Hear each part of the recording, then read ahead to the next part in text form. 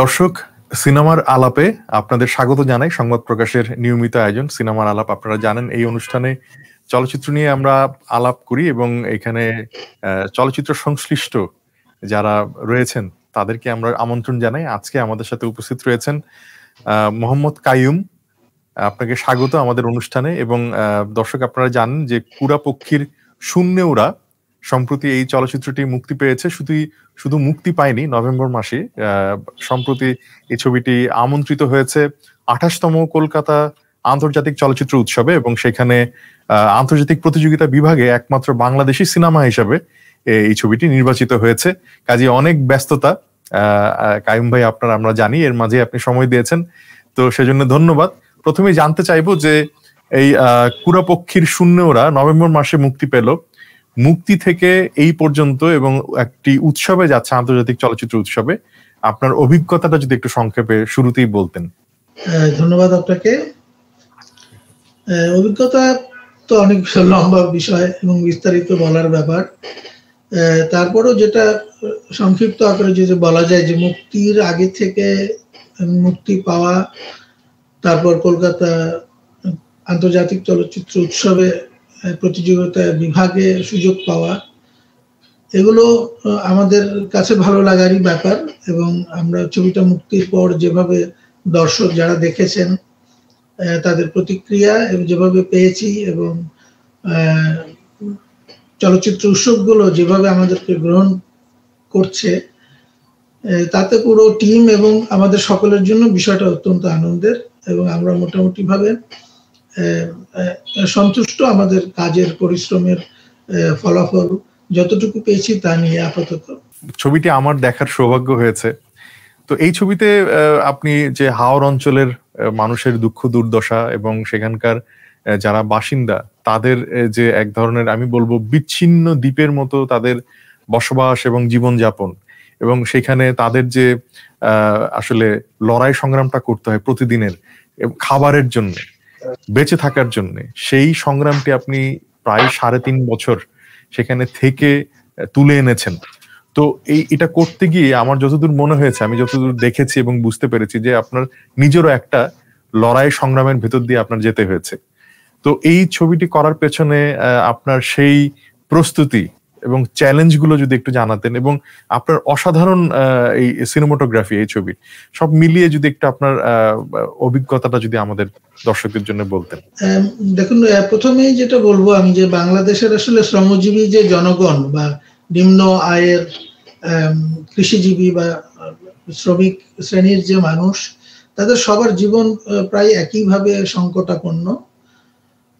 সেই অর্থে হাওর বিচ্ছিন্ন বাংলাদেশ থেকে আলাদা কিছু নয়, তবে হাওরের কিছু বিশেষত্ব রয়েছে যেটা ভৌগোলিক অবস্থানের কারণে এবং তাদের যে অর্থনৈতিক কর্মকাণ্ডের যে চক্র, সেই চক্রের কারণে হয়তো কিছুটা আলাদাভাবে উল্লেখ করা যায়।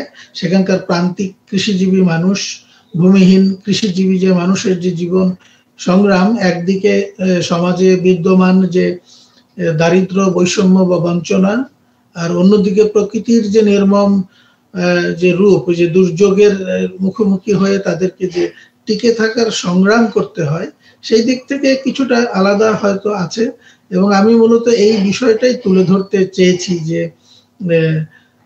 যে এই দ্বিমুখী সংগ্রাম, একটা হচ্ছে সমাজ ব্যবস্থা বা বিদ্যমান অর্থনৈতিক ব্যবস্থার মধ্যে টিকে থাকা, আরেকটা হচ্ছে যে প্রাকৃতিক দুর্যোগকে সামলে টিকে থাকার বিষয়টা। তো এটা করতে যেটা আপনি বলেছেন যে হ্যাঁ, জিওগ্রাফিক্যালি বা ভৌগোলিক যে অবস্থান, সেটা এমন একটা দুর্গম এলাকা যেখানে আমরা ঢাকা থেকে পুরো ইউনিট নিয়ে বারবার গিয়ে আমাদেরকে ওখানে থেকে কাজ করে আবার ফিরে আসতে হয়েছে। কারণ আপনি দেখেছেন ছবিতে যে আমরা চেষ্টা করেছি যে সাংবাৎসরিক যে ঋতু পরিবর্তন বা ওখানকার যে পরিবেশের পরিবর্তন, তার সাথে মানুষের অর্থনৈতিক কর্মকাণ্ডের যে পরিবর্তন, সেই জিনিসগুলো আমরা ধরতে চেয়েছি, যার জন্য আমাদেরকে অনেকবার সেখানে যেতে হয়েছে 3-3.5 বছর ধরে শুটিং করার উদ্দেশ্যে। আর শুটিং এর আগেও আমরা অনেক সময় নিয়েছি আমরা বিষয়টা বোঝার জন্য, যে গবেষণা কর্ম যেটা করতে হয়, তারপর ছবিটা যাতে নির্বিঘ্নে আমরা শুটিং করতে পারি। আমরা কোনো সেটে বা অন্য কোনো জায়গায় শুটিং করিনি। আমাদের ছবিতে প্রতিটা ফুটেজ যা আছে দেখেছেন সেগুলো একেবারেই প্রাকৃতিক ভাবে গ্রহণ করা, আমরা কোনো স্পেশাল ইফেক্ট বা ভিএফএক্স দিয়ে কোনো কিছু পরিবর্তন করিনি, যার জন্য ওই যেই এলাকাটাকে আমরা লোকেশন হিসেবে বেছে নিয়েছি সেই এলাকার স্থানীয় মানুষের সহযোগিতা ছাড়া তো এটা কখনোই আমরা করতে পারতাম না। সেই তাদের সাথে সেই সম্পর্ক স্থাপনের জন্য এবং প্রতিটা সিকোয়েন্স প্রতিটা দৃশ্যে কোথায় কোথায় আমরা কাজ করব একটা বিস্তৃত এলাকা নিয়ে আমরা কাজ করেছি। যদিও আমরা কেন্দ্রীভূত ছিলাম তাহিরপুর উপজেলার টাঙ্গুয়ার হাওর, মাটিয়ান হাওর এবং শনির হাওর, এই তিনটা বৃহৎ হাওরে, তারপরেও আশেপাশের অনেকগুলো গ্রাম, আপনার একটা সিকোয়েন্সের কথা হয়তো মনে আছে যে অনেক দূরে আমরা একটা বাঁশ এবং নৌকার বাজারে গিয়ে আমরা শুট করেছি। তো এই জিনিসগুলো গবেষণা করে আমাদের শুটিং পরিকল্পনা করার জন্য আমরা এর আগে অনেক সময় ব্যয় করেছি। এটা গেলো প্রস্তুতির কথা। দ্বিতীয়ত হচ্ছে যে আপনি জানেন যে এটা স্বাধীন ধারার একটা চলচ্চিত্র, আমরা কোনো সেই অর্থে কোনো প্রডিউসার আমরা পাইনি, যদিও আমরা 2018-19 সালে অনুদানের জন্য আবেদন করেছিলাম, কিন্তু সেই অনুদানে আমরা সেই অনুদানও পাইনি। তারপর আমরা নিজেদের উদ্যোগেই আমরা সীমিত বাজেট নিয়ে আমরা আমাদেরকে কাজ করতে হয়েছে এবং জানেন যে সেই বাজেটের কারণে প্রথমত আমাদেরকে ইউনিট সাইজ খুব ছোট রাখতে হয়েছে, একটা তো অর্থনৈতিক কারণ, দ্বিতীয়ত হচ্ছে যাতায়াত এবং থাকা খাওয়ার মতো জায়গাও ওখানে ছিল না, এমন অবস্থা আছে নৌকাতে ঘুমোতে হয়েছে মানুষকে, এরকম অবস্থা আমরা ফেস করেছি। আর একটা বিষয় হলো যে যন্ত্রপাতিও আমরা খুব ভারী যন্ত্রপাতি কিছু নিতে পারিনি, আমরা একটা সাধারণ একটা লো এন্ডের ক্যামেরা আর দুটো লেন্স নিয়ে আমরা কাজ করেছি পুরো সময়টাতে, যেহেতু আমাদের বাজেটের সীমাবদ্ধতা ছিল এবং অন্যান্য যে লজিস্টিক সাপোর্ট সেটারও অনেক সীমাবদ্ধতা ছিল। তো বলতে গেলে অভিজ্ঞতা হলো এটাই যে কিন্তু আমাদের পরিকল্পনার একটা বিষয় খুব আমরা এখন বুঝতে পারি যে খুব সুন্দরভাবে করেছিলাম যে আমাদের টিমের ভিতরে আমরা কিছু তরুণ কর্মীকে আমরা যুক্ত করেছিলাম যারা টেকনিক্যাল সাউন্ড রেকর্ডিং থেকে শুরু করে সিনেমাটোগ্রাফি এবং অন্যান্য ক্ষেত্রে এবং অভিনয় শিল্পী যারা আছেন তাদের সকলেরই আন্তরিক অক্লান্ত পরিশ্রম, এই কারণেই আমরা আসলে একটা কঠিন কাজ সম্পন্ন করে আপনাদের সামনে তুলে ধরতে পেরেছি। জি, মানে আপনাদের ছবিতে আমি যদি নাম বলি, অভিনয় করেছেন জয়িতা মহলানবিশ, উজ্জ্বল কবির, সুমি ইসলাম, সামিয়া আক্তার, বাদল শহীদ, মাহমুদ আলম, আবুল কালাম আজাদ এবং আরো অনেকেই, গ্রামবাসীদের অনেকেই যুক্ত ছিলেন। তো সবার আসলে সম্মিলিত প্রচেষ্টা না হলে, যেহেতু চলচ্চিত্র একটি সম্মিলিত প্রয়াস আমরা জানি, তো আপনাদের এই চলচ্চিত্রের কিন্তু আমি যতদূর দেখেছি বা শুনেছি সবাই খুব সিনেমাটোগ্রাফি, সাউন্ড, লোকেশন সবকিছুরই খুব প্রশংসা করছিল। কিন্তু আমি যদি আরেকটু অন্যভাবে বলি যে আপনাদের কি কোনো সমালোচনা শুনেছেন যে চলচ্চিত্রটির দুর্বলতার জায়গাগুলো, বা এই সমালোচনা কি আপনারা শুনেছেন কিনা চলচ্চিত্রটি নিয়ে? অবশ্যই শুনেছি। যে কোনো চলচ্চিত্রেরই আমার ধারণা যত ভালো বা প্রশংসিত চলচ্চিত্র তার কিছু কিছু দুর্বল দিক তো থাকবেই।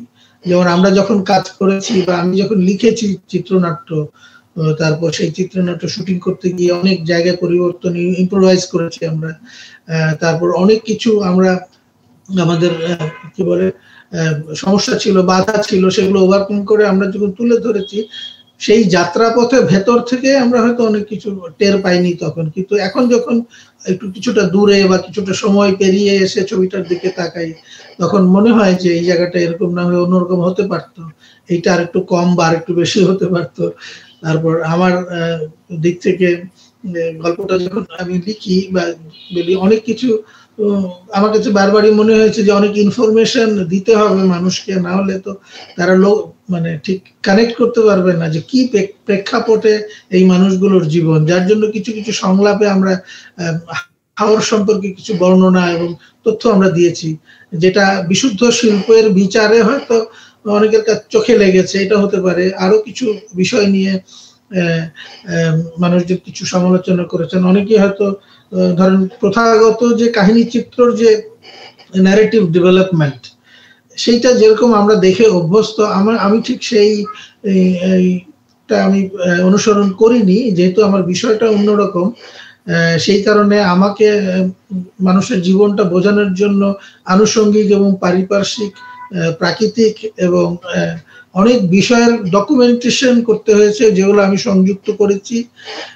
এটা অনেকে আবার ভুল বুঝেছে, অনেকের কাছে হয়তো মনে হয়েছে এটা ডকুমেন্টারি ফিল্ম কিনা, অনেকের কাছে তারা হয়তো ঠিক এই কাহিনী চিত্রের ন্যারেটিভ ডেভেলপমেন্টের মধ্যে ডকুমেন্টেশনটাকে এইভাবে প্রত্যাশা করেনি। আমি নিউজ পেপারের কাটিং ব্যবহার করেছি, তারপর ধরেন ওই এলাকার যে ঘটনাগুলো ঘটে বর্ষার সময় বা শুকনো মৌসুমে ফসল কাটার সময়, প্রচুর ডকুমেন্টেশন আমি ব্যবহার করেছি। আমি এই এক্সপেরিমেন্টটা আমি সচেতনভাবেই করেছি, যে সেই প্রথাগত ন্যারেটিভ গল্পের, সিনেমা তো আসলে একটা দৃশ্যবাহী মাধ্যম, সেইটা চিন্তা করেও আমি দেখেছি যে সিনেমা আসলে গল্প বলা না, সিনেমাটা হচ্ছে দৃশ্য দিয়ে আমি কি বর্ণনা করেছি সেটা একটা, এক কথায় আমি একটা গল্প বলতে পারি যে এটা পরে এটা হলো, এটা পরে এই ঘটনা ঘটলো, ঠিক সেই প্রথাগত এটা আমি অনুসরণ করে নিই। তো এই নিয়ে অনেক দুর্বলতা আছে, অনেকের কাছে হয়তো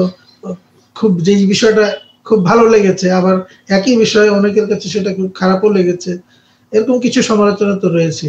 আরেকটু যদি আপনার কথার সাথে যোগ করি, সেটা হচ্ছে যে এক ধরনের যে ন্যারেটিভ আপনি তৈরি করতে চেয়েছেন, যে বয়ান তৈরি করতে চেয়েছেন, সেখানে আসলে ফিকশনাল ফিল্ম বলতে যা বোঝায় সেই ব্যারিয়ারটা আপনি আসলে ব্লার করে দিয়েছেন, ঝাপসা করে দিয়েছেন। সেখানে আপনি এক ধরনের ডকুমেন্টেশন করার চেষ্টা করেছেন এবং সেখানকার জীবনযাত্রার, এমনকি গানের, বিয়ের যে গান সেটাও আপনি যুক্ত করার চেষ্টা করেছেন। অর্থাৎ জীবনধারাকে পাশাপাশি রেখে আবার একটা গল্পের মধ্য দিয়ে সেখানে সেই জনগোষ্ঠীর যে লড়াই সংগ্রাম, প্রতিদিনকার যে চড়াই উতরাই, সেটা আপনি তুলে ধরার চেষ্টা করেছেন আপনি ন্যারেটিভ গঠনের মধ্য দিয়ে, যেটা আসলে একটু গতানুগতিক বা অন্য ধারার চলচ্চিত্রে, কাহিনী চিত্র আমরা যেভাবে দেখি বা যেরকম করে আমরা প্রত্যাশা করি সেটার ঠিক হুবহু নয়, একটু অন্যরকম। তো এই ধরনের ন্যারেটিভ তৈরি করার ক্ষেত্রে চ্যালেঞ্জ থাকে, এবং শুধু চ্যালেঞ্জ থাকে না তৈরি করার ক্ষেত্রে, আমি মনে করি যে মুক্তির ক্ষেত্রেও চ্যালেঞ্জ থাকে। এই চলচ্চিত্র মুক্তি দেওয়ার সময় আপনি অনেকগুলো চ্যালেঞ্জের মুখোমুখি হয়েছেন। প্রথমে আপনি হল পাচ্ছিলেন না। তো এই ধরনের স্বাধীন চলচ্চিত্র নির্মাণের পর, মানে যে ধরনের আসলে প্রতিবন্ধকতার মুখোমুখি হতে হয় স্বাধীন চলচ্চিত্র নির্মাতাদের, সেই প্রসঙ্গে যদি কিছু বলতেন। এই প্রসঙ্গে বলতে গেলে প্রথমে আমি বলতে চাই আসলে সামগ্রিকভাবে দেশের মানুষের শিক্ষা ও সংস্কৃতির যে বর্তমান অবস্থা এবং তা যে নিম্নগামী, মানুষের শিক্ষার স্তর, রুচিবোধ এবং বিশেষ করে শিল্প সাহিত্য চর্চার ক্ষেত্রে যে অবস্থা, আপনি দেখেন একটা ভালো বই ছাপা হলে 500 কপি বই বিক্রি হয় না। এদেশে 18 কোটি মানুষ। একটা ভালো নাটক, একটা ভালো গান, ধ্রুপদী সঙ্গীতের বা আগে যে ধরনের সঙ্গীত, এমনকি আধুনিক সঙ্গীতেরও প্রচলন ধীরে ধীরে কমছে। তো এই যে আপনারা দেখছেন যে সংকুচিত হয়ে আসছে এই শিল্প সাহিত্য চর্চার ক্ষেত্রটা, সিনেমা তো সেদিক থেকে বিচ্ছিন্ন কিছু না, সিনেমার ক্ষেত্রেও তাই। একটা মানুষের জনরুচি যেভাবে গঠিত হয়েছে এই দেশে, খুব হালকা বিনোদন বা সহজ, ঠিক আমি সস্তা শব্দটা বলবো না, সহজ, যে একেবারে স্টেরিওটাইপড যে কিছু জিনিস হই হুল্লোড় করা। এখন যেমন আপনি দেখবেন অনেক ডিজিটাল মাধ্যম, টিকটক বা ইউটিউব, এই যে সহজভাবে বিনোদন পাওয়ার যে একটা প্রচলিত ব্যবস্থা হয়ে গেছে একদিক থেকে, আরেক দিক থেকে আমাদের দেশের যে শিক্ষা ব্যবস্থা বা সংস্কৃতি চর্চার যে বিকাশের পথ রুদ্ধ হয়ে এখন তা নিম্নগামী। তাতে এটা তো একটা স্বাভাবিক ঘটনা যে একটু অন্যরকম বা একটু জীবন ঘনিষ্ঠ বলি বা একটু সিরিয়াস ধর্মী বা একটু চিন্তা ভাবনা করতে হয় মানুষের, সেরকম সিনেমা দেখার দর্শক তো কম। শুধু দর্শককে আমি দোষ দিয়ে এখানে, মানে শুধু দর্শককে আমি দোষ দিতে চাচ্ছি না। আপনি দেখবেন এখানে যারা, বাংলাদেশে একসময় 700-800 সিনেমা হল ছিল এবং আপনারা জানেন যে 60-এর দশকে, 70-এর দশকে, এমনকি 80-এর দশক পর্যন্ত নানা ধরনের মানে কোট আনকোট সামাজিক সিনেমার ভেতর দিয়ে এখানে একটা চর্চা ছিল যে মানুষ পরিবার নিয়ে সিনেমা দেখতো। সেই সিনেমা দেখার যে চর্চাটা, সেটা ধীরে ধীরে ধ্বংস হয়ে গেছে নানা কারণে, সেটা অনেক লম্বা ব্যাখ্যার বিষয়। একদিকে যেমন এই ধ্বংসটা রাজনৈতিক কারণে, জি অনেক কারণ আছে, এটা ছাড়াও আরো সাংস্কৃতিক জগতেরও অনেক কারণ আছে। একদিকে যেমন এই ধ্বংসটা হয়েছে, আরেকদিকে দেখবেন সরকার বা এদেশের যারা ক্ষমতা কাঠামোয় এই জিনিসগুলো নিয়ন্ত্রণ করে, তারা যেটা করা দরকার ছিল যে সুস্থ এই যে শিল্প সাহিত্য চর্চার ক্ষেত্রটাকে প্রসারিত করার জন্য তারা যখন প্রাতিষ্ঠানিক উদ্যোগ নেওয়ার কথা ছিল, সেই উদ্যোগগুলো আসলে গঠিত হয়নি। ব্যক্তিগত উদ্যোগে বা ছোটখাটো কিছু প্রতিষ্ঠান যেখানে আছে তাদের কর্মকাণ্ড কিন্তু আস্তে আস্তে সীমিত হতে থাকে আর কি। তো সেই ফলে সিনেমা হলগুলো আস্তে আস্তে বন্ধ হতে থাকে, হতে হতে এখন যেমন তলানিতে চলে এসছে। এই সিনেমা হলের মালিক যারা আছেন তারা তো আসলে ব্যবসার জন্য ব্যক্তিগত টাকা লগ্নি করেছেন, তারা তো ব্যবসাই করতে চাইবে। এখন একটা সিনেমা তারা হলে রিলিজ করলেন কিন্তু টিকিট বিক্রি হচ্ছে না, তো এই যে তার লোকসানটা এটা কে বহন করবে? কেউ তো নিজের বাড়ির জমি বিক্রি করে এনে সিনেমা হল চালাবে না। সুতরাং এই প্রতিটা দেশেই আমার ধারণা যে এই ধরনের সাংস্কৃতিক চর্চাকে সাপোর্ট করে বা পৃষ্ঠপোষকতা করে সরকারের বিভিন্ন বিভাগ বা প্রতিষ্ঠানের পক্ষ থেকে, যেটা আমাদের দেশে প্রায় অনুপস্থিতি বলা চলে। ছোটখাটো কিছু উদ্যোগ আছে, যেমন অনুদান প্রথা আছে বা আরো কিছু প্রতিষ্ঠান হয়তো আছে, কিন্তু সঠিক জায়গায় ঠিক এর প্রয়োগটা হচ্ছে না বলেই স্বাধীন ধারার চিত্র নির্মাতারা অনেক কষ্ট করে সিনেমাটা বানানোর পরে কোথায় দেখাবে এই সংকটটা কিন্তু এখনো দূরীভূত হয় নাই। আবার একই সাথে সেন্সর প্রথা এবং সেন্সরকে কেন্দ্র করে যে জটিল একটা নিয়ম কানুন সরকারের মন্ত্রণালয়ের তরফ থেকে করে রাখা হয়েছে যে আপনাকে এফডিসি থেকে নো অবজেকশন সার্টিফিকেট নিতে হবে। আপনি এফডিসির ধারে কাছে গেলেন না, কিন্তু তারপরও সেন্সরে জমা দেওয়ার জন্য একটা নো অবজেকশন লাগবে। সেই নো অবজেকশন সার্টিফিকেট নিতে আবার আপনাকে প্রযোজক বা পরিচালক সমিতির সদস্য হতে হবে। সরকার আপনাকে সেন্সর সার্টিফিকেট দিচ্ছে, একটা সরকারি প্রতিষ্ঠান, তাহলে একটা ব্যক্তিগত ব্যবসায়িক কিছু প্রতিষ্ঠানের কাছে কেন জিম্মি হয়ে থাকবে সরকারের এই প্রতিষ্ঠানগুলো? এই প্রশ্নগুলো তো আলোচিত হওয়া দরকার সবার। অবশ্যই অবশ্যই, মানে স্বাধীন চলচ্চিত্র নির্মাতা যারা, তাদের তো আসলে এমনিতেই অনেক রকমের প্রতিবন্ধকতা, প্রতিকূল অবস্থা মোকাবেলা করে চলচ্চিত্র নির্মাণ করতে হয়। তার উপর যদি আসলে এত লাল ফিতার দৌরাত্ম্য থাকে, এটা সত্যি খুব মানে একজন স্বাধীন চলচ্চিত্র নির্মাতার জন্য মানে অনেক বেশি কষ্টের এবং অনেক বেশি আসলে সবকিছু করে সেন্সর সার্টিফিকেট যখন আপনি পেয়ে গেলেন, এইবার সিনেমাটা রিলিজ করার জন্য আপনাকে প্রযোজক এবং পরিবেশক সমিতির অনুমতি লাগে। সেখানে রীতিমতো 15-16 হাজার টাকার একটা ফি দিতে হয়। ফি দিলে ওনারা আপনাকে একটা ডেট বরাদ্দ করে আপনার ডেট। এখন এই বরাদ্দ করার একটা চিঠি দিয়েই কিন্তু ওনাদের ভূমিকা শেষ, ওনাদের কিন্তু আর কোনো ভূমিকা নেই। এই চিঠি নিয়ে এবার আপনি হল মালিকদের কাছে দাঁড়ে দাঁড়ে ঘুরতে হবে। তাহলে যে এই যে টাকা নিয়ে ওনারা যে একটা বরাদ্দ দিল, হল মালিকদের উপর তো ওনাদের কোনো নিয়ন্ত্রণ নেই। তো সুতরাং এই ধরনের একটু অন্য রকম সিনেমা দেখলেই হল মালিকরা স্বাভাবিকভাবেই এইটা তারা মুক্তি দিতে চান না। যেই অভিজ্ঞতাটা আমি ব্যক্তিগতভাবে ফেস করেছি, আমার ধারণা সবাই এটা ফেস করেছে। আর বিকল্পভাবে আমাদের সরকারেরও এমন কোনো প্রতিষ্ঠান নাই বা এমন কোনো সিনেমা প্রদর্শনের ব্যবস্থা নাই যেখানে আপনার এটা হতে পারতো আর কি। তো সংকট আসলে বিকল্প কোনো আসলে প্রদর্শনীর ব্যবস্থা বা আর্ট হাউস ইউরোপে যেরকম থাকে সেগুলো থাকলেও আসলে স্বাধীন চলচ্চিত্র নির্মাতারা প্রদর্শনের একটা সুযোগ পেতেন বা জায়গা পেতেন।